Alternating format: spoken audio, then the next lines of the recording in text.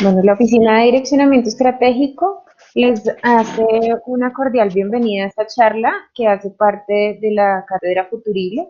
El día de hoy nos acompaña el doctor Manuel Aria Moreira.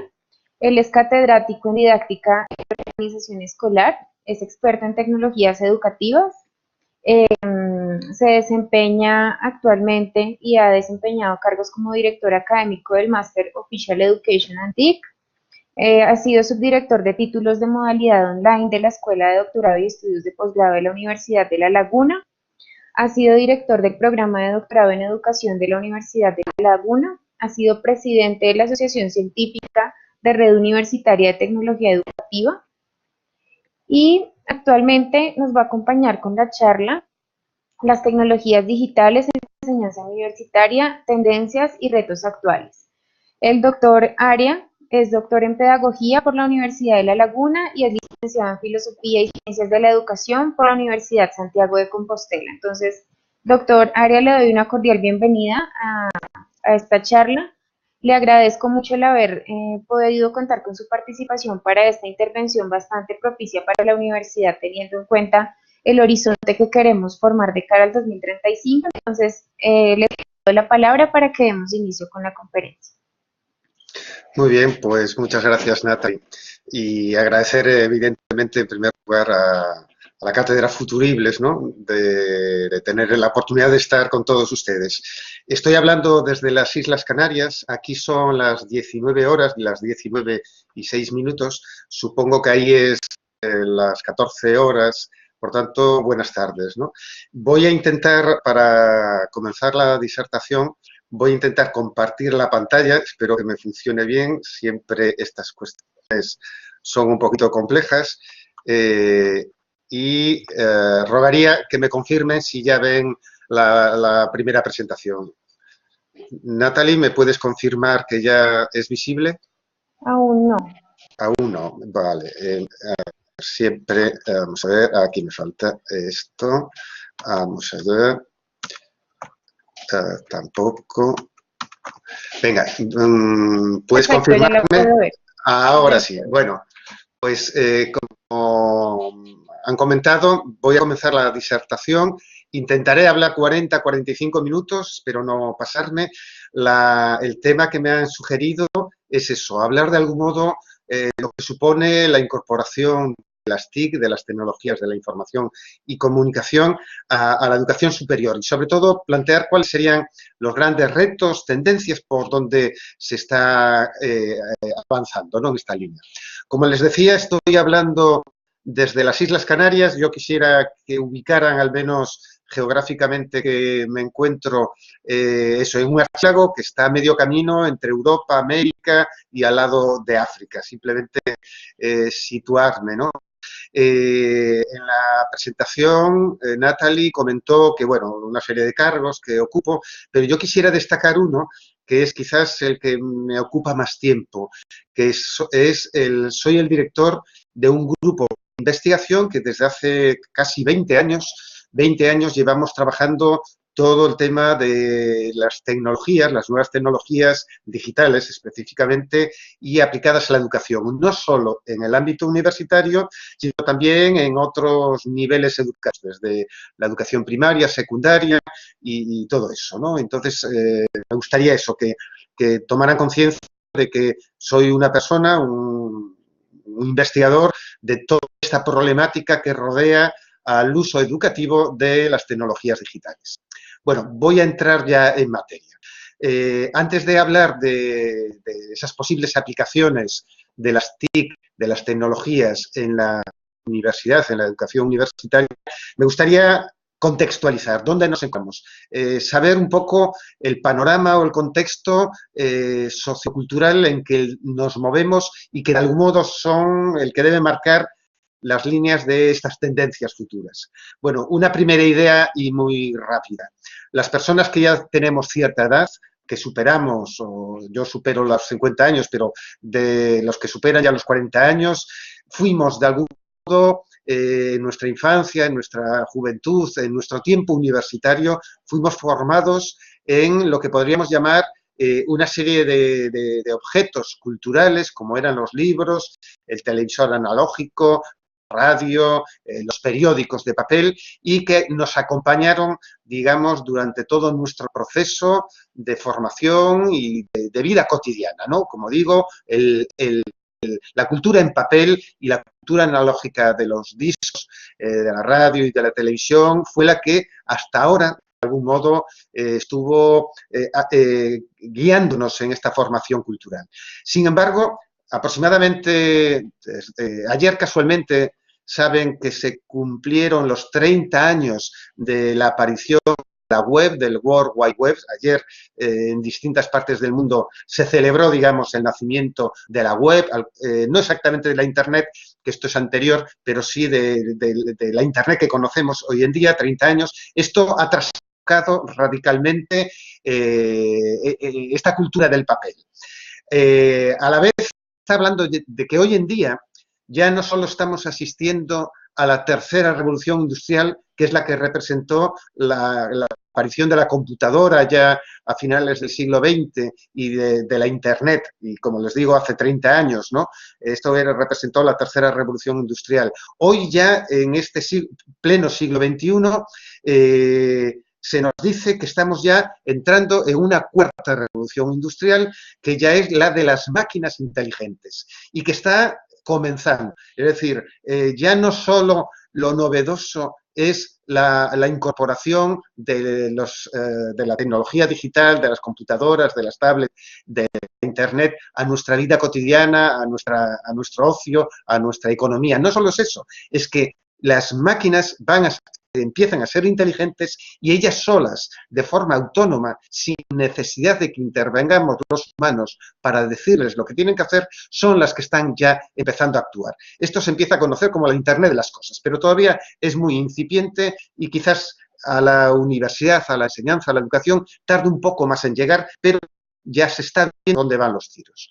Lo que sí me gustaría destacar, y esto sí ya tiene un impacto muy directo en la educación, no solo universitaria, sino de cualquier nivel educativo, y lo vivimos, como digo, de forma diaria, como usuarios de los teléfonos inteligentes, smartphone, de las tablets, de las computadoras conectadas, es que ya nuestra cultura no solo se nutre, como decía antes, del papel, de los periódicos, de las novelas, de los libros, de las radios, sino que nos vehiculamos con otras personas, nos relacionamos a través de las redes sociales, obtenemos información a través del ecosistema de la Internet, obtenemos y consumimos, digamos, cultura, en definitiva, en eso que pudiéramos llamar ese nuevo, el ciberespacio, ¿no? Que, como digo, representa todo un ecosistema que nos nutre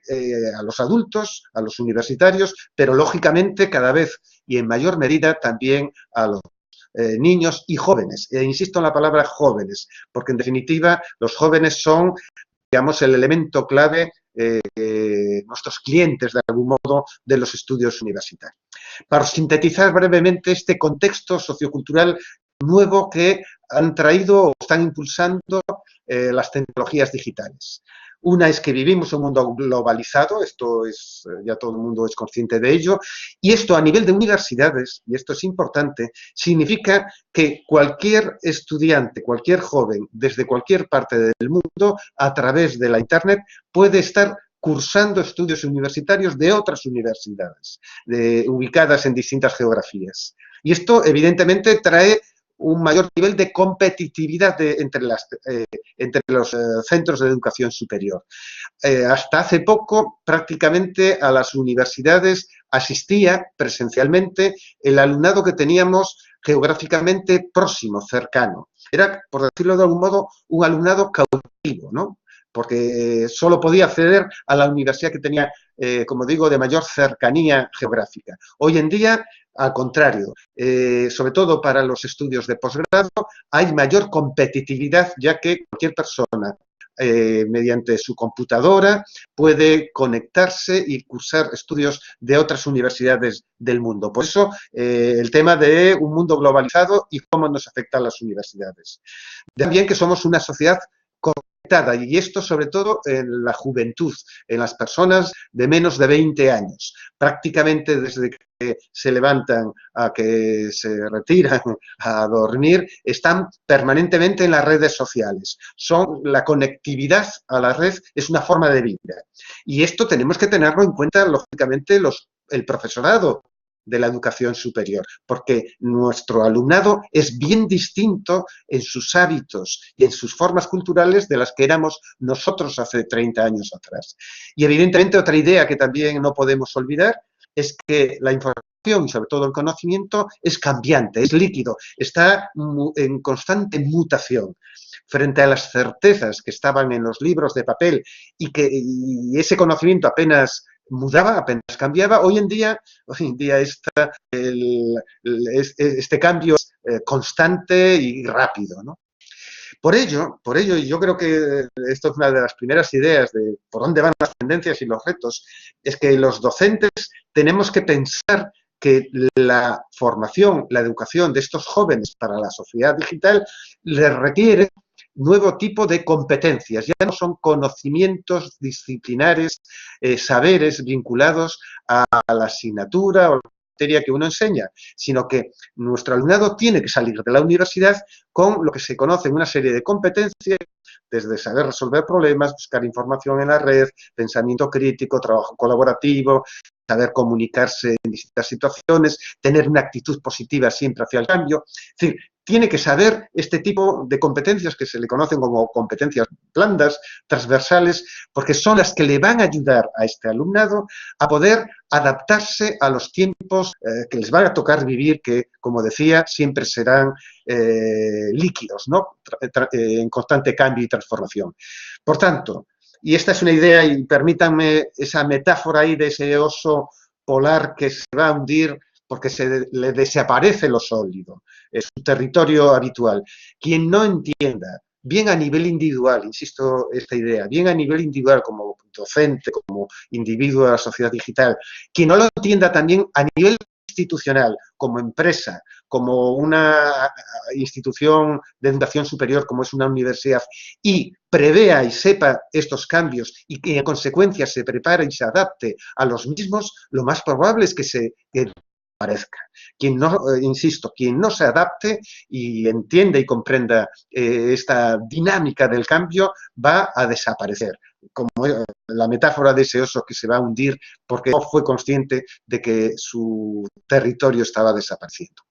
Bueno, voy a entrar en materia ya propiamente dicha. Vamos a hablar ya de enseñar y aprender en la red, ¿no? En el ecosistema digital.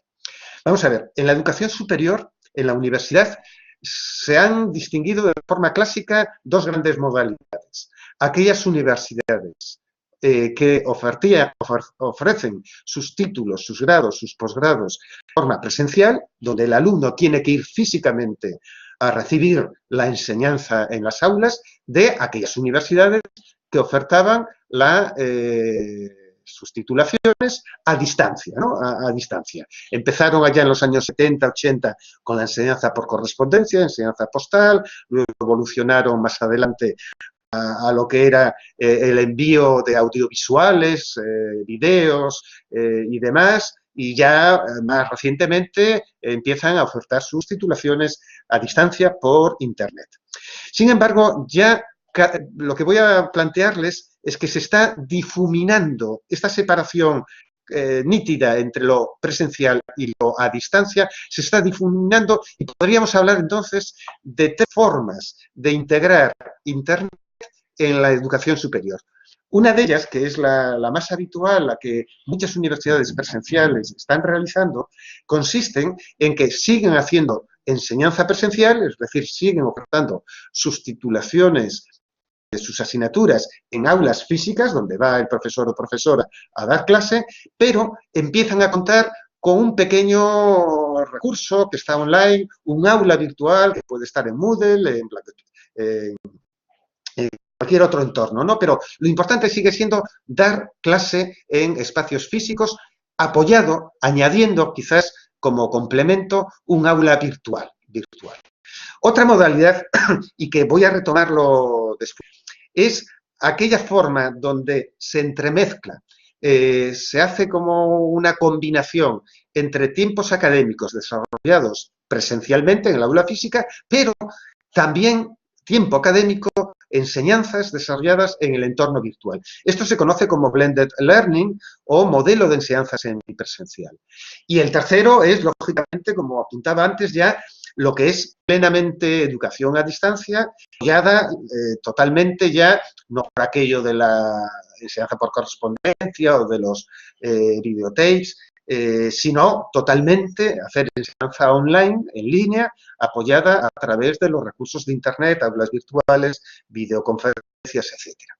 Bueno, planteado esas tres modalidades que son las que se están desarrollando en casi todas las universidades del planeta, vamos a centrarnos, como me pedían para la videoconferencia, en nuevas tendencias, nuevas tendencias. Bueno, sobre las nuevas tendencias en educación superior, aproximadamente desde hace 10 años, y les pongo ahí las portadas de distintos informes, en Estados Unidos suele publicarse, a lo mejor ya lo conocen, ¿no? Pero les voy a conocer lo que se conoce como el informe Horizon. El Horizon Report, ¿no?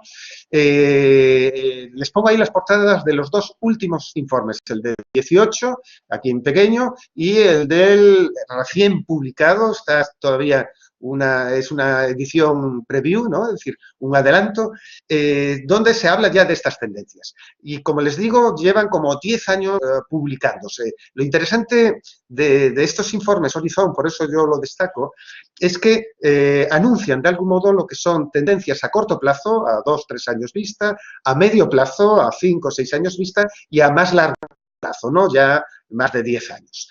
Básicamente, y estoy haciendo como una síntesis de los últimos informes Horizon y que prácticamente coinciden todos los expertos a nivel mundial, las nuevas tendencias en uso de la tecnología en la educación superior pasan por ese abanico ahí que yo les pongo de conceptos, ¿no? Desde el flipped classroom, el aprendizaje mezclado, el blended learning, que les apunté antes, el IoT, los MOOC. Bueno, ahí hay un conjunto de temáticas, de enfoques, que voy ahora a nombrar, digamos, los más destacados, para no detener mucho. Bueno, el primero de ellos, y seguro que estoy convencido de que ya habrán oído hablar de ellos, son los MOOCs, como ya aparece, los masivos online courses, ¿no? Es decir, los cursos masivos abiertos, ofrecidos gratuitamente, abiertos, en línea, ¿no? Sobre esto, en estos últimos 3-4 años ha crecido una enorme cantidad de oferta, al menos en el contexto español, europeo y, por supuesto, norteamericano. Han crecido cantidad de oferta de estos cursos. Vuelvo a insistir, la idea, son cursos masivos, gratuitos y que se ofertan online, evidentemente, desde las universidades. Responderían a lo que pudiéramos llamar educación no formal. Es decir, los MOOC no están vinculados a titulaciones oficiales, de grado o de posgrado. Puede ocurrir, pero la mayor parte de los MOOC son cursos que uno cursa de forma voluntaria, ¿no? Voluntaria. Y se suele caracterizar, y ahí tienen esa diapositiva, por un MOOC consiste en que graban, hay materiales de estudio donde se empaqueta el contenido, ¿no? En formato textos, pero fundamentalmente en vídeos, videoclips o videolecciones que empaquetan el contenido. A la vez hay mucha comunicación asíncrona, es decir, a través de los foros o del correo electrónico, a veces de redes sociales tipo Twitter, Facebook, etc. Puede haber de vez en cuando comunicación síncrona con alguna videoconferencia, como la que estamos haciendo ahora, y siempre se caracteriza porque se llegan a una serie de conclusiones o se pide algún tipo de producto que tiene que elaborar, entregar los estudiantes. Y eso hace que se pueda certificar ese curso. Como les digo, los MOOC están con mucha potencia. De hecho, aquí en España, al menos, las universidades competimos por hacer oferta de MOOCs de calidad que atraigan a mucha gente. Se matriculan 2.000, 3.000, 5.000 personas, etcétera. Para los MOOC hay distintas plataformas, ¿no? Unas a nivel internacional, como Coursera, edX, Academia Khan, bueno, algunas son muy conocidas. Otras en lengua española destacaría la plataforma Miriada X, que aglutina a muchas universidades latinoamericanas. Mi universidad, yo he organizado y desarrollado algún curso MOOC en esta plataforma, otras son Unimook, etcétera, hay varias. Si ustedes buscan en Internet, en algún buscador, Google, Bing, etcétera, fácilmente los localizarán. Otra modalidad que no es el MOOC, pero se asemeja en parte a eso, son los seminarios virtuales. Creo que esta actividad que estamos ahora teniendo, que organiza la Cátedra Futuribles, es una especie de seminario virtual o webinar, que son eso, una especie de actividad formativa puntual, que puede ser una sesión, puede ser una semana más corta de duración, y también basa fundamentalmente en la videoconferencia, donde un experto o expertos debaten o presentan ideas básicas sobre una temática concreta. Yo lo utilizo mucho desde el grupo de investigación al que apunté antes, el grupo al que yo pertenezco. Organizamos de vez en cuando algún webinar, porque nos permite eso, poner en colaboración durante unas sesiones a expertos que están en distintos países a través de videoconferencia y una audiencia, evidentemente, donde podemos debatir con esa persona o personas. Otro concepto que también se está, digamos, desarrollando y vuelvo a insistir en el contexto español con mucho énfasis, es el concepto de Flipped Classroom o aula al revés. No sé si lo conocen, pero básicamente la idea es darle la vuelta, ¿no? Por eso a lo que es la enseñanza tradicional, darle la vuelta al aula, ¿no? Es decir, si en la enseñanza tradicional presencial, esto es, digamos, una variante de la enseñanza presencial, ¿no? En el sentido de que si la enseñanza presencial habitual en clase, en el contexto de aula, uno, profesor, se dedica a exponer contenidos y el alumnado a recibir apuntes o a anotarlo, y el alumnado luego fuera de clase lo que se dedica es a realizar posibles tareas o a estudiar esos contenidos, la idea es que en el modelo Flipped Classroom o clase al revés, el profesor de algún modo empaquete en vídeos, haga videolecciones que las pone en un entorno virtual y el alumnado estudia ese contenido fuera del aula, no lo recibe dentro del aula presencial.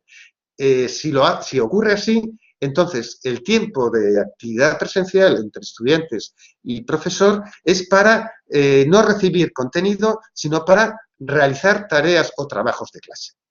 Vuelvo a insistir, yo también la llevo probando desde hace varios años con mis asignaturas universitarias. Yo ya he dejado de dar clase magistral en situaciones presenciales porque mi alumnado tiene ya los videoclips que he grabado de las distintas unidades o lecciones de estudio.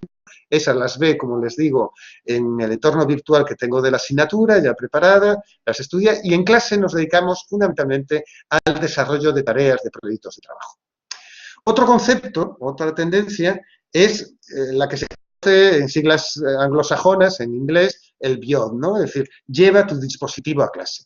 ¿Esto qué quiere decir? Básicamente, es que como prácticamente todos los jóvenes, el alumnado tiene su propia tablet o su propia laptop o su propio smartphone y en la mayor parte de las veces conectado a la red, pues la idea es que utilicemos esa tecnología no como un problema que distraiga al alumnado en nuestras clases presenciales, sino que organicemos actividades para que el alumnado en las clases presenciales utilice su propia tecnología, utilice su propio laptop o tablet o smartphone, ¿no? Para que mientras estamos haciendo cosas, tareas, proyectos en el aula, él utilice esa tecnología para bien buscar información, publicar contenidos, desarrollar algún foro con otros compañeros, trabajar colaborativamente algún entorno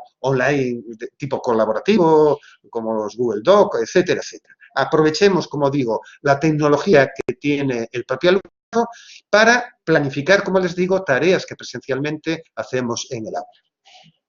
Otro concepto y otra tendencia es la del llamado en los entornos personales de aprendizaje de los propios estudiantes.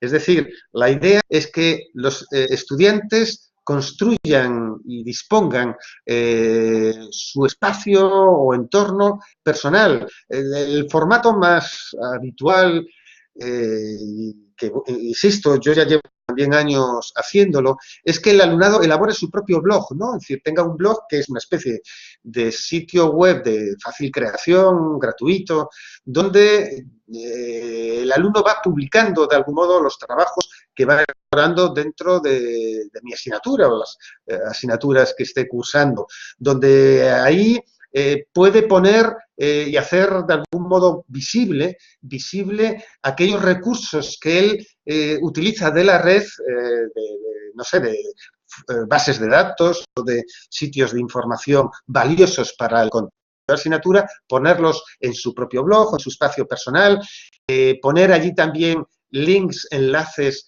a expertos de la materia, a otras universidades, a otras redes sociales. Es decir, la idea es que el estudiante disponga de un espacio personal online que él va nutriendo de información y la va compartiendo en la red.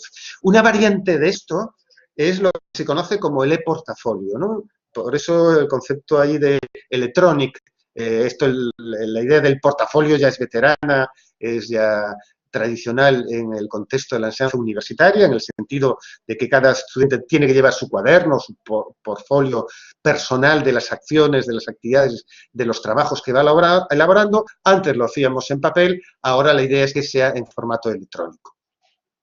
Otro concepto que también nos trae la tecnología y apunta en los distintos informes es empezar a utilizar lo que se llama la tecnología de la realidad aumentada.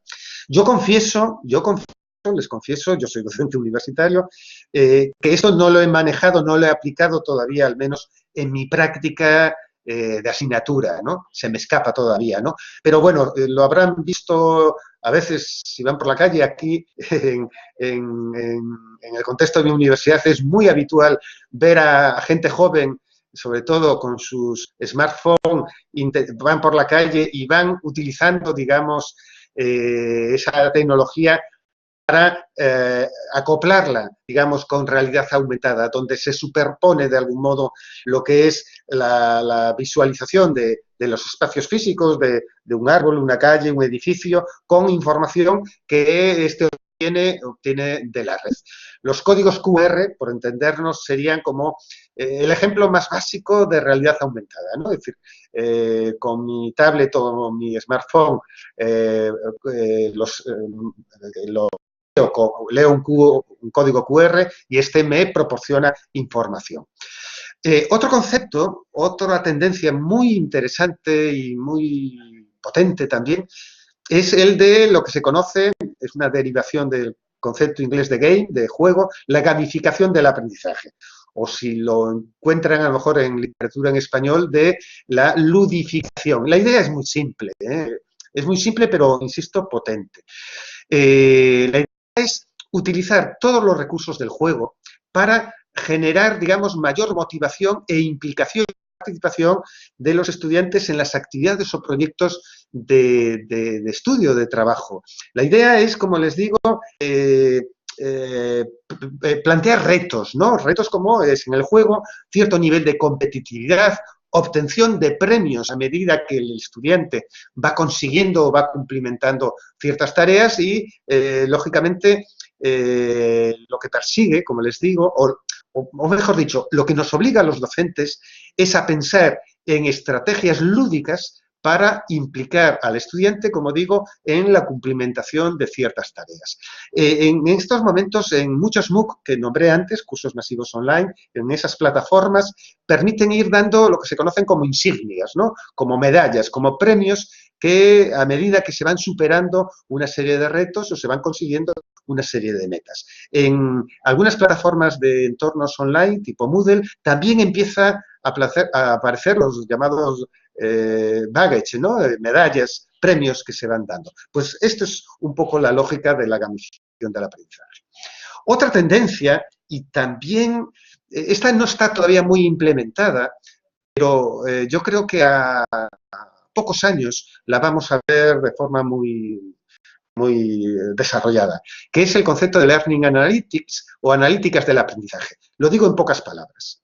Es intentar utilizar el Big Data, no sé si conocen el concepto, es decir, cada usuario cuando utiliza su tecnología, cuando hace una búsqueda en Internet, cuando envía correo electrónico, cuando se inscribe y se matricula en cualquier plataforma online, va dejando huellas, va dejando un montón de datos que hace con la tecnología. Bueno, pues la idea de Learning Analytics, de forma muy simple, es que todo el conjunto de estas huellas digitales, de estos datos que el alumno hace como usuario de entornos virtuales en una universidad, porque cada vez que entra en un campus virtual, en un aula online, etcétera, tiene que no solo registrarse, tiene que entrar con su nombre de usuario. Por tanto, todo eso va quedando registrado. Bueno, pues toda esa información tratada estadísticamente a través del software adecuado puede proporcionar a los docentes una información muy valiosa en modo gráfico, de evolutivo, etcétera. Como digo, una información muy valiosa del comportamiento, conducta, evolución de los estudiantes en los entornos de aprendizaje que tengamos previstos. Y en consecuencia, con esa información, puede ese profesor o profesora reelaborar o dar directrices o a alumnos concretos o a grupos de estudiantes. Bueno, otra tendencia, lógicamente, es, ya casi derivada de todo lo anterior, es que estamos caminando hacia una sociedad ya de aprendizaje ubicuo, ¿no? Continuo, es lo que se conoce como el concepto de U-Learning, ¿no? Ubiquitous Learning significa que, de algún modo, un estudiante está aprendiendo, obtiene la potencialidad de aprender 24 horas, o sea, todo el día durante todos los días de la semana, 24 horas, 7 días, ¿no? Es decir, y una universidad tiene que plantearse y dar esta oportunidad de que cualquier persona, desde cualquier lugar y en cualquier momento, pueda participar, conectarse con lo que son entornos de enseñanza y aprendizaje. Y destacaría, lo dije antes, destacaría la idea de que cuando les planteaba que hay tres grandes modalidades, la enseñanza presencial apoyada en tecnología, la enseñanza entremezclada o semipresencial y la enseñanza a distancia online, yo destacaría, creo que es la tendencia, todas las universidades, como decía antes, estamos caminando hacia una difuminación, a una entremezcla de lo presencial y lo a distancia. Y, por tanto, el modelo blended learning, el modelo de enseñanza mixta, semipresencial, yo creo que es la que se va a imponer a medio plazo prácticamente en todas las universidades. Y esto significa romper a lo mejor con la rigidez actual de los horarios académicos, solo encontrarnos físicamente. Yo creo que eso, los profesores vamos a tener que trabajar más en entornos, vamos a ser como diseñadores de entornos de aprendizaje online que les permitan a los estudiantes estar esas 24 horas, 7 días a la semana, conectarse con el entorno virtual de nuestra asignatura y vernos y encontrarnos físicamente en el aula cuando sea necesario en función de proyectos, de tareas, de retos. Voy a acabar, a ver, en estos 5 minutos. No quisiera alargarme más para dejar turno de preguntas, ¿no? A ver, yo quisiera acabar con 10 retos que al menos los docentes, los profesores y profesoras debiéramos plantearnos con relación a las tecnologías, ¿no? Y paso así a nombrarlos rápidamente, ¿no? Y si quieren los comentamos después.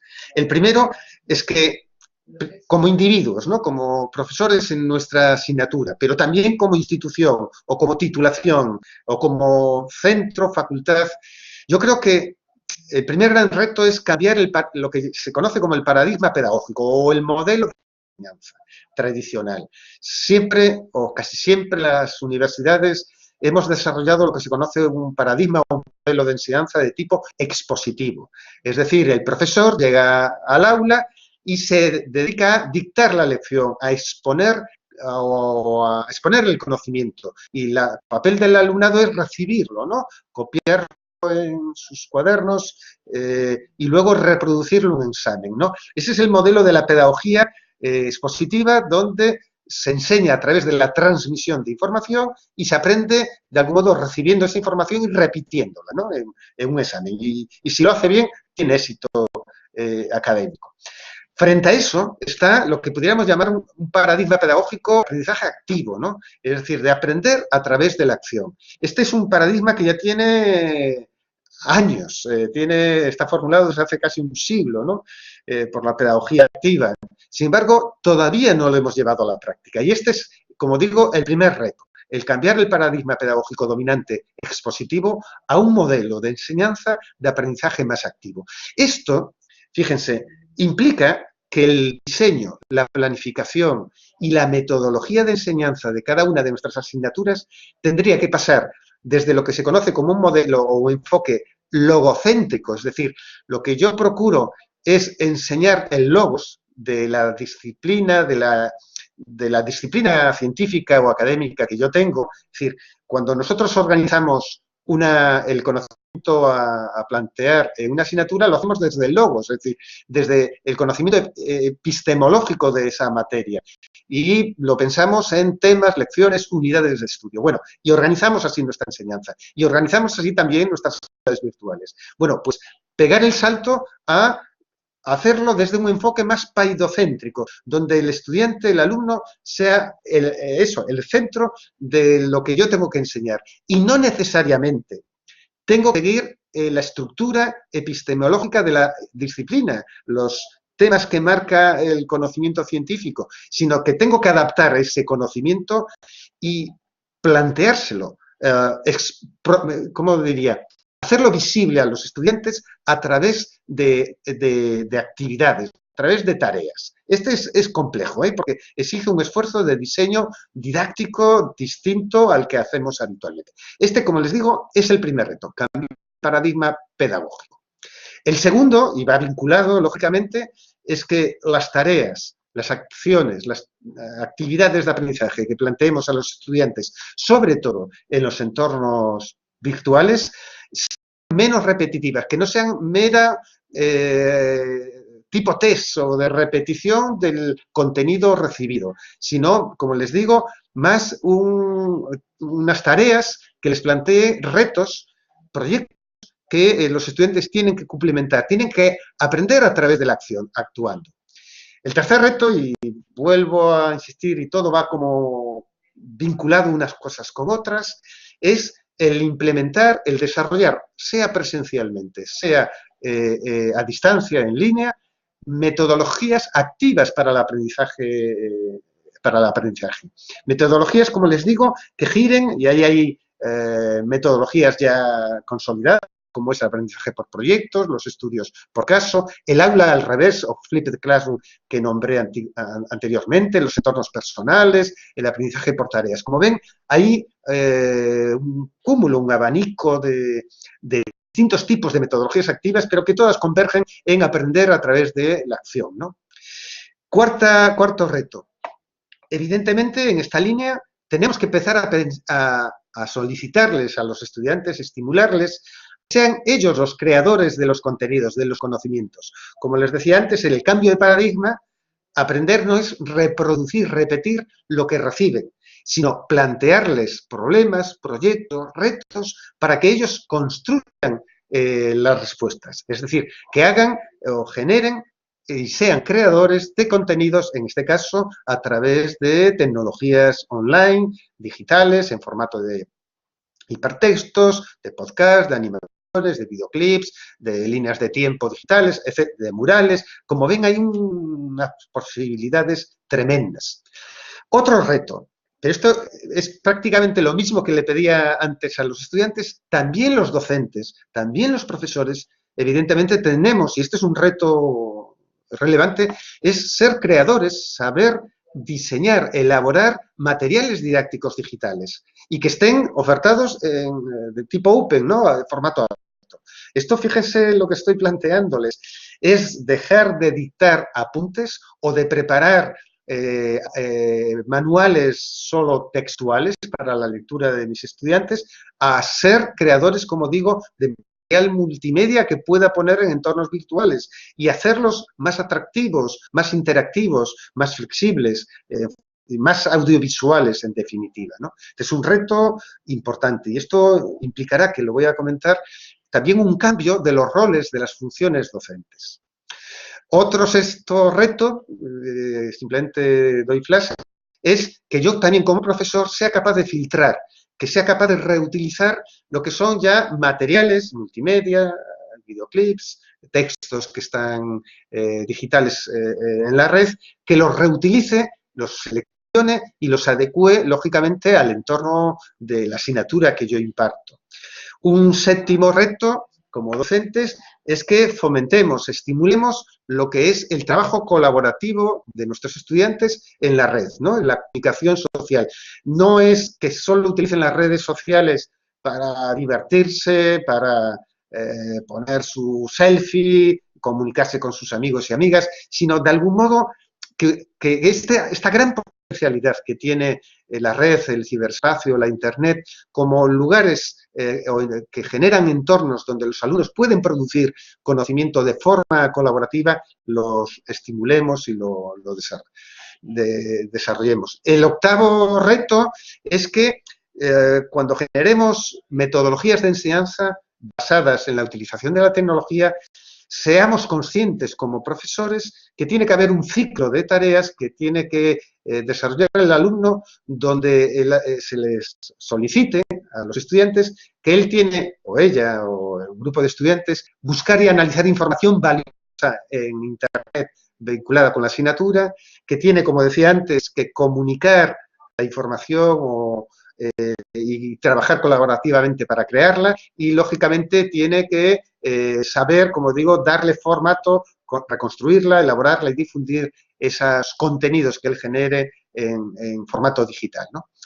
Voy acabando ya. Dos últimas ideas. La novena recomendación, reto docente, sería que cuando utilizamos el Internet, cuando utilicemos entornos virtuales online para la docencia, no nos quedemos encerrados en el entorno oficial tipo Moodle o plataforma o aula virtual de nuestra asignatura, sino intentemos vincular lo que hay que hacer dentro del aula virtual. Pongo Moodle porque es la que utilizo yo en mi asignatura, Blackboard, no sé si la utilizan ustedes, me da lo mismo el nombre del aula virtual, pero que salgamos de la misma y reutilicemos, como digo, todos los recursos que están en la web, en la Internet, y entremezclemos ambos entornos, ¿no? El formal, estructurado de la asignatura que lo controla el profesor, pero pedirle a los estudiantes que utilicen toda la web 2.0 porque es un entorno más abierto, informal para las actividades de aprendizaje. Y les decía que iba acabando con que todo esto a los docentes nos implica una reformulación de nuestro oficio universitario, de nuestras nuevas funciones o nuevas tareas que tenemos que asumir. Yo pongo ahí básicamente cuatro, que las nombré así muy de pasada anteriormente, pero que serían, de algún modo, que uno como profesor, cuando trabaja con las tecnologías, tiene que saber planificar didácticamente el uso de la tecnología en situaciones presenciales. ¿Recuerdan aquello que les decía de lleva tu dispositivo a clase? Pues para que, mientras estamos allí con los chicos, chicas, pues pidámosle, busca tu información de esto, dinos qué encuentras, compáralo con esto otro. Bueno, saber gestionar, como les digo, el uso de la tecnología en situaciones presenciales. Otra tarea, otro reto profesional importante es saber diseñar didácticamente y, por tanto, desarrollar entornos virtuales en la red. Evidentemente, otro reto es saber o tener la competencia docente para hacer seguimiento, tutorizar y, lógicamente, evaluar todo lo que van haciendo los estudiantes en la red. Y, como también les dije antes, otra nueva tarea profesional docente es saber no solo reutilizar, seleccionar materiales didácticos que haya en el ciberespacio, sino también saber crear objetos digitales, material didáctico multimedia digital para mis estudiantes. Concluyo, que creo que ya me paso de los 5 minutos o de los 45 minutos. Concluyo con dos ideas. Miren, yo creo que las universidades en estos momentos nos estamos en todas partes del mundo, supongo que ustedes también ahí en Colombia, están en este proceso de transformación digital de toda la institución. Y este proceso de transformación, de incorporación de la tecnología, tiene como tres grandes fases, ¿no? Uno primero, llamado de informatización, que seguramente sucedió en su universidad hace ya 10, 15, 20 años, ¿no?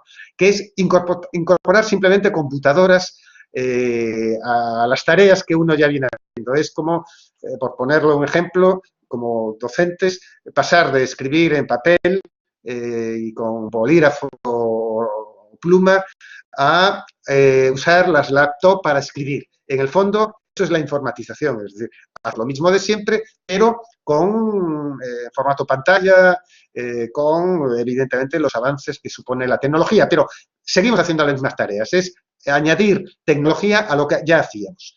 El siguiente paso ya es la digitalización, es decir, ya es hacer desaparecer prácticamente los medios analógicos para sustituirlos por servicios digitales en la propia institución o empresa.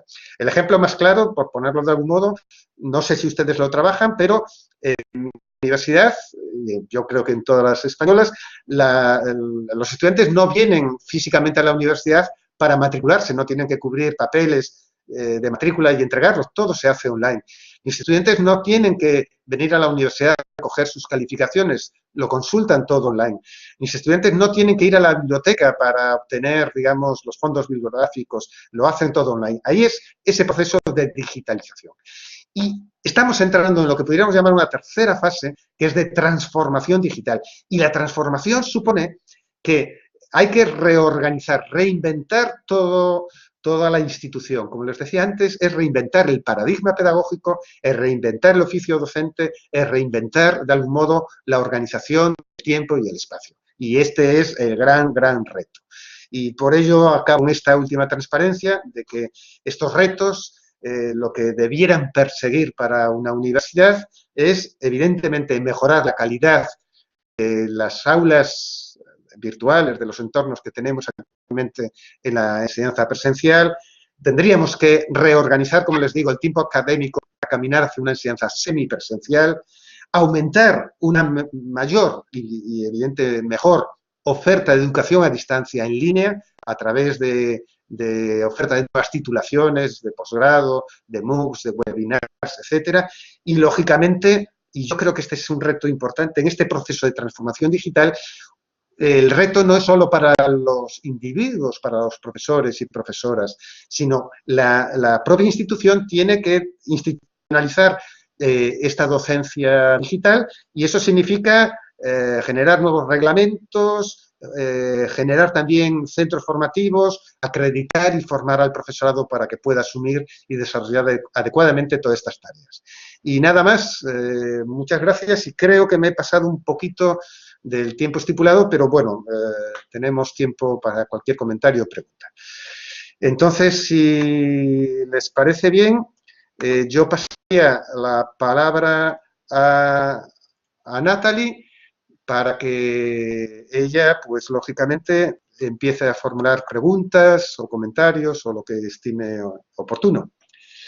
Doctor Aria, muchísimas gracias. Tenemos dos inquietudes por el momento. La primera es, ¿con qué software o aplicaciones se están realizando las aulas virtuales que integran textos, videos e imágenes? Yo creo que hay un montón de ellas. Yo cité antes ahí la que yo manejo desde hace años y manejamos en casi todas las universidades españolas es Moodle. No sé si la conocen. Es decir, no hay nada raro, extraño. Es Moodle, otras universidades tienen Blackboard, como ustedes manejan Blackboard porque Collaborate, que es la plataforma esta que estamos utilizando de conferencia, pertenece a Blackboard. Pero vamos, hay un montón de entornos o plataformas que permiten toda la integración de textos, videos, presentaciones multimedia, etcétera. Bueno, muchas gracias. Tenemos otra. ¿Qué piensa sobre el hecho que la tecnología deshumaniza el aprendizaje? Ay, sí, sí, es un tópico, pero fíjate, yo no sé quién lo formula, pero fíjate, perdóname si te tuteo, o le trato a usted. Si hay algo humano, o sea, que es creación humana, es la tecnología. Cualquier otra cosa no es humana, pero la tecnología es nuestro producto, nuestra, ¿cómo se dice? Nuestra creación. O sea, la tecnología es un producto eminentemente humano. Por tanto, lo de deshumanizar en absoluto. Lo que sí ocurre, y ahí es lo que tenemos que destacar, es que la tecnología puede tener, digamos, usos o finalidades en su utilización que son, ¿cómo decirlo?, que tiene luces y sombras. Puede ser utilizada para la mejora de la comunicación humana. Piense en todo esto que estamos haciendo ahora es gracias a la tecnología. Yo me encuentro como a 5.000 o 6.000 kilómetros de ustedes. Y gracias a la tecnología estamos en contacto, es decir, está ayudando a la comunicación humana. O sea, la tecnología aquí es beneficiosa, pero también, evidentemente, la tecnología tiene sombras, ¿no? Y todo lo que ocurre de vigilancia, de fake news, ¿no? De noticias falsas, es decir, todo creo que está más bien dependiendo de la ética humana de las personas que manejan la tecnología. O sea, deshumaniza si quienes utilizan la tecnología tienen fines perversos. Pero para los educadores yo creo que puede tener un potencial tremendo para hacer cosas que sin ella no podríamos hacer. Bueno, Felipe nos pregunta, ¿cómo maneja usted el e-portafolio desde la planeación del curso a distancia?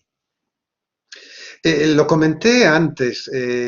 Yo desde hace tiempo eh, suelo pedirles a mis estudiantes que cada uno construya su blog. En Blogger, WordPress, hay muchas plataformas gratuitas en la red que lo permiten, ¿no? Entonces, ahí puede construirse y otra forma, es que hay muchas herramientas, ¿no? Otra forma, no sé si conocen también otra herramienta que se llama Simbaloo, que es muy icónica, es muy gráfica, donde una persona puede, ¿cómo se llama?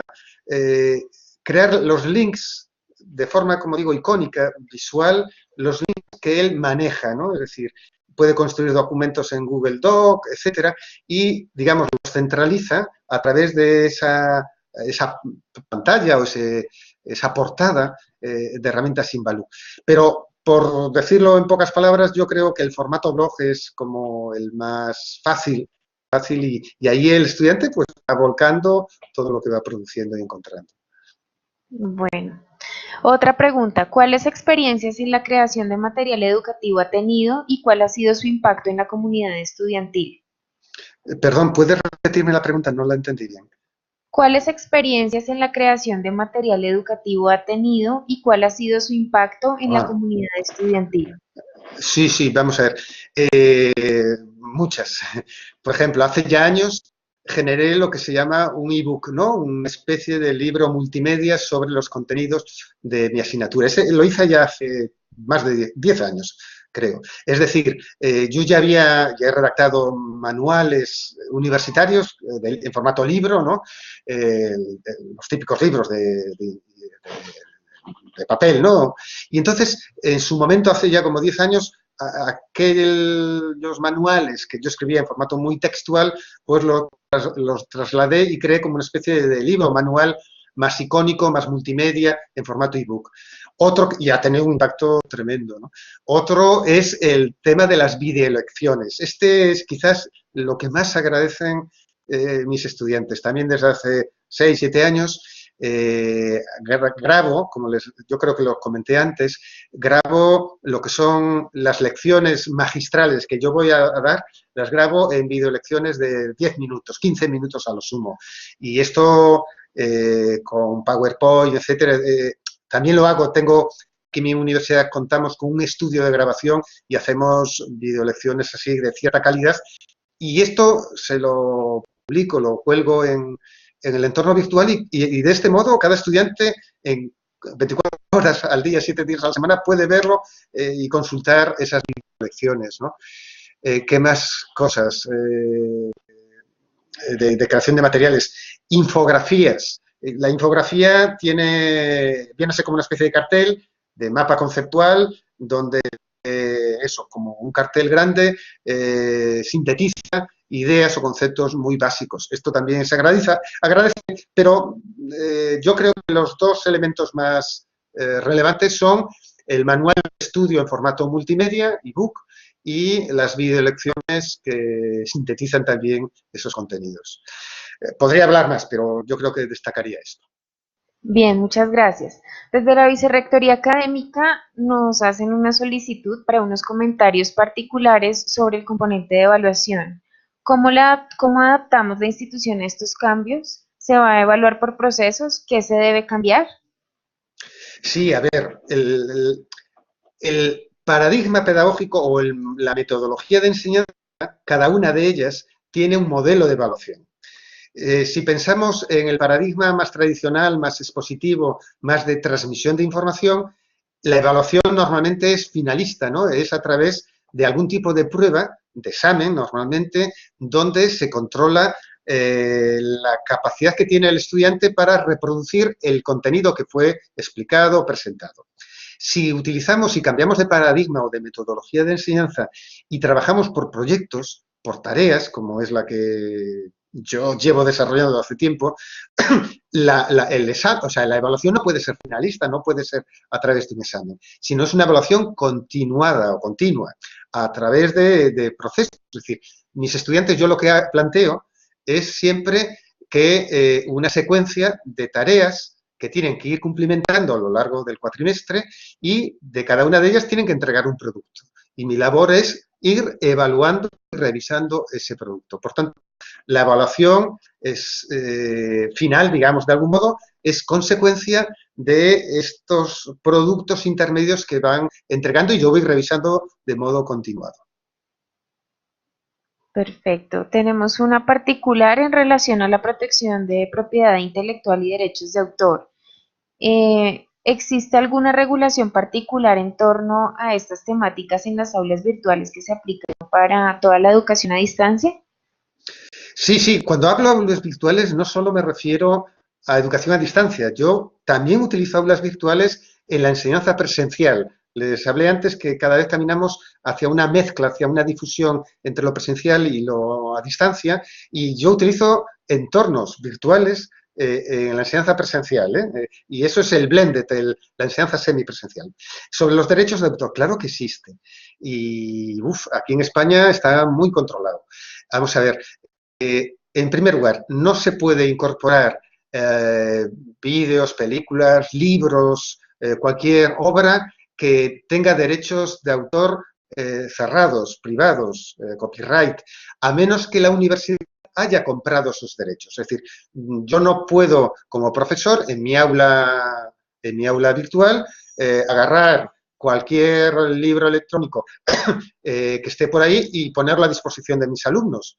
Eso es hacer trampa, o sea, tiene que tener derechos de autor. Y por otro lado, en mi universidad, cuando yo como profesor construyo un producto propio, como decía antes, un ebook o una videolección, tenemos el compromiso, los profesores, de que se publica, se hace público en formato abierto, en formato sin copyright cerrado. Lo que se garantiza es el derecho, o sea, lo que cualquier otro profesor, cualquier otra universidad puede reutilizar materiales creados por nosotros siempre y cuando, lógicamente, conserven la autoría, ¿no? Es decir, se respete el autor, pero se ofrecen, digamos, de modo gratuito. No sé si he respondido. Perfecto, vamos ya cerrando con unas preguntas finales. La Sí. concertación, la diferencia de opiniones y criterios es base para la construcción del conocimiento. Si bien el medio lo permite, la educación humanizada genera y da la oportunidad por ser directa y colectiva. ¿Este medio no afectaría la calidad del profesional? Vamos a ver, sobre esto hay mucha discusión. Yo tengo hay colegas que piensan que exclusivamente, fíjate, exclusivamente en los contextos presenciales se puede fomentar o favorecer el debate, la confrontación, el diálogo. Y no ven viable esta confrontación o este debate en entornos virtuales. Esto, en mi experiencia, es relativo, como todo en la vida, ¿no? Como todo es relativo, ¿no? En el sentido de, normalmente en las clases presenciales, cuando hay 40, 50 estudiantes, en los debates presenciales solo intervienen 2, 3, 4 personas, monopolizan la palabra. El resto, los otros 40 o 40 y tantas personas están en silencio. Cuando yo organizo los debates virtuales en entornos, lo hago básicamente a través de 2 vías. Una es la de los foros escritos y ahí puedo asegurar a la persona que me pregunta, se incrementa enormemente la cantidad de alumnado que participa. Mucho alumnado en silencio en las situaciones presenciales tiene más facilidad para expresarse en estas situaciones de foro escrito. Es decir, a la vez, el foro escrito permite pensar la respuesta y reflexionarla antes de la inmediatez que supone la oralidad, ¿no? A la vez también, en los entornos virtuales, puedo favorecer lo que estamos haciendo ahora, ¿no? Es decir, mediante la videoconferencia, podemos también hacer debates orales. Por tanto, yo creo que la confrontación, lo que hay que saber es gestionarla adecuadamente en los entornos presenciales, pero también gestionarla, impulsarla, estimularla también en los foros, digamos, virtuales. Con esto, lo que quiero decir es que ni una situación presencial ni a distancia es mejor ni peor, sino va a depender en gran medida, como digo, de la potencialidad que como docente pueda tener a la hora de animar y provocar ese debate. Bien, muchas gracias. Finalizamos ya con esta pregunta, doctor Aria. Nos la realiza un estudiante. ¿Cree usted posible que en carreras de las ciencias económicas sea necesario la enseñanza de algún tipo de lenguaje de programación? El estudiante nos manifiesta que hace esta pregunta teniendo en cuenta que gran parte de sus compañeros no está de acuerdo con el avance de las tecnologías a nivel empresarial. Entonces, él está inquieto por cómo se deben adoptar estas nuevas tecnologías y prepararse para el futuro.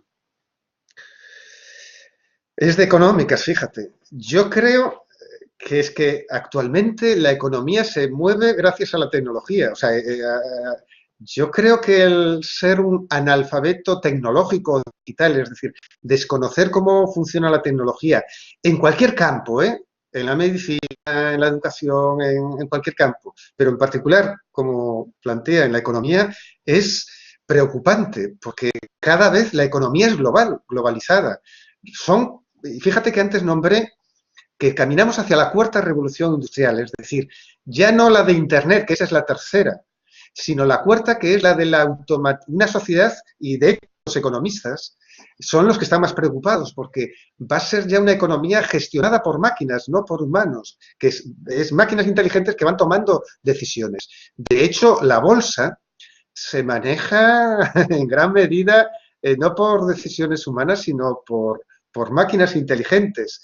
La banca ya, no sé, yo supongo que pasará en Colombia, ¿no? Pero aquí en España, en Europa, prácticamente casi no vamos físicamente a entidades bancarias, sino todo lo gestionamos, transferencias, pagos, etcétera, a través de tecnología desde casa. Cada vez nosotros ya no cobramos en dinero físico, en monedas, en papel, sino de repente en nuestra cuenta bancaria aparece allí una cantidad ficticia, dicen que tenemos tanto dinero, ¿no? Por tanto, a mí me parece preocupante que los futuros gestores de la economía no tengan esta conciencia de que hay que dominar y controlar todos los servicios digitales, porque si no lo hacen, van a ser controlados por los mismos. Y no lo sé, si la pregunta de este estudiante, si aprender programación es una cosa distinta, pero sí hay que saber, o sea, ser alfabeto digital, y no solo para los de economía, para cualquier disciplina, y ser alfabeto para ser ciudadano digital, para que pueda, trabajar laboralmente en los entornos del ciberespacio. Y esto me parece fundamental, insisto, para cualquier profesional de cualquier campo.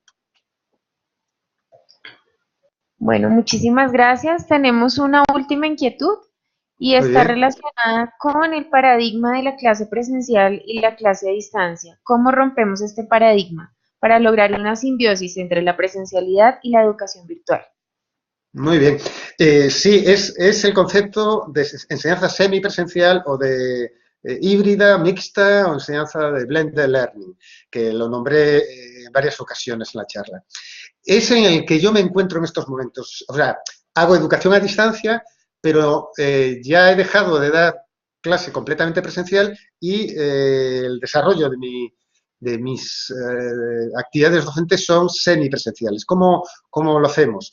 Pues vamos a ver, supone una redistribución del tiempo académico. Es decir, que si para una asignatura X presencialmente tienes, no sé, 4 horas a la semana durante un cuatrimestre, pues distribuyas el tiempo, esas 4 horas, de tal modo que a lo mejor los estudiantes tienen que trabajar 2 horas en espacios online y otras 2 horas en encuentro físico.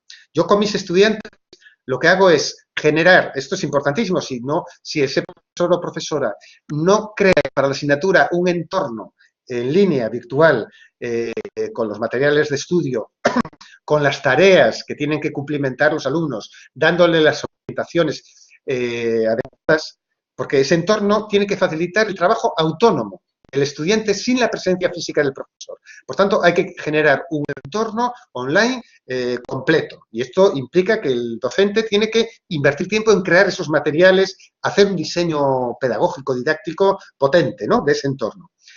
Y a la vez tiene que planificar sesiones, situaciones de encuentro físico de los estudiantes con el profesor. Normalmente, yo como hago es, mis alumnos trabajan autónomamente por tareas en el entorno online y la presentación de los productos, de los trabajos que hacen los estudiantes, lo hacen en espacios de clase presencial. Allí en clase presencial, como les digo, los alumnos exponen sus productos, los comentamos, los intercambiamos y también sirve para que yo clarifique los procesos de trabajo autónomo en la red. Por tanto, este es el reto, ¿no?, de combinar, como digo, lo a distancia y lo presencial, es una reorganización del tiempo académico de mi asignatura.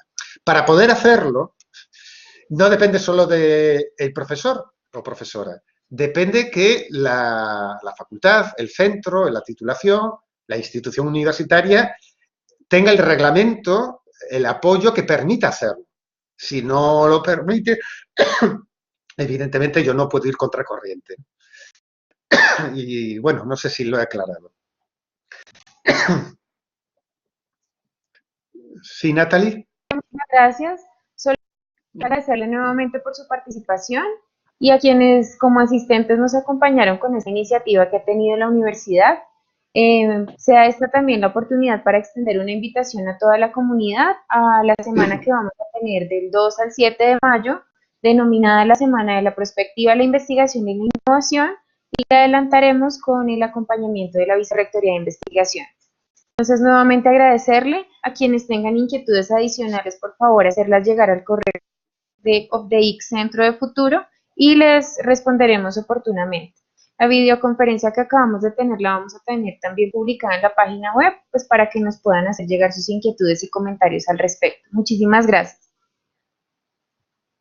Bueno, Natalie, me despido. Entonces, agradecerte a ti en particular todas las atenciones en la preparación y planificación de esta videoconferencia. Agradecer, lógicamente, a la Vicerrectoría y a la Cátedra de Futuribles y también a todas las personas que han estado aquí presentes de una forma virtual, ¿no? Agradecer la atención y me despido, como les digo, desde las Islas Canarias, desde la Universidad de La Laguna, y aquí me tienen para lo que consideren oportuno. ¿Vale? Muchas Muchísimas gracias. gracias. Hasta luego. Buen día. Buen día.